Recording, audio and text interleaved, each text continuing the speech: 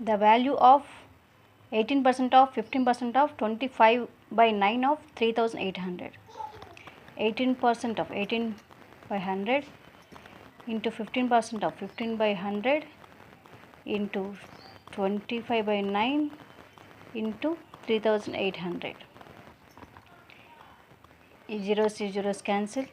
ఈ 25 దీంట్లో 4 టైమ్స్ పోతుంది, 9 దీంట్లో 2 టైమ్స్ పోతుంది, ఈ 2 దీంట్లో 2 టైమ్స్ పోతుంది, ఈ 2 దీంట్లో 19 టైమ్స్ పోతుంది. కింద మిగిలేదు పైన 15 into 19 is equal to 285. That's the answer. Next question. Convert 9/40 into percentage. దేనైనా సరే, ఫ్రాక్షన్ అయినా నెంబర్ అయినా డెసిమల్ అయినా పర్సంటేజ్ మార్చాలంటే ఇంటూ 100 అంతేనండి. 0 క్యాన్సిల్. 90/4 దీంట్లో 22.5 టైమ్స్ పోతుంది, 22.5 answer. Next question. The salary of an employee increase every year in the month of July by 10%. If his salary in May 2000 was 15,000, then his salary in October 2001 was. ప్రతి సంవత్సరం ఒక employee salary జూలైలో 10% increase అవుతుంటండి.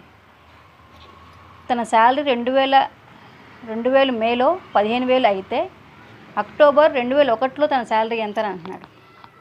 తన జూలైలో ఎప్పుడు salary increase అవుతుంది 10%.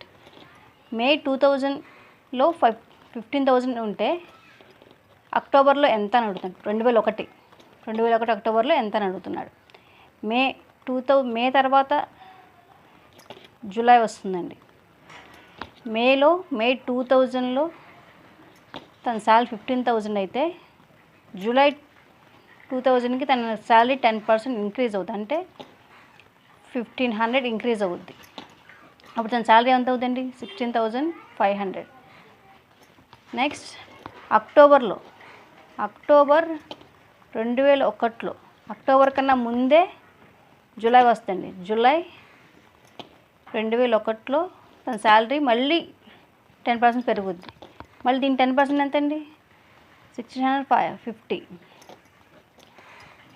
Total ఇప్పుడు salary ఎంత? 18,150.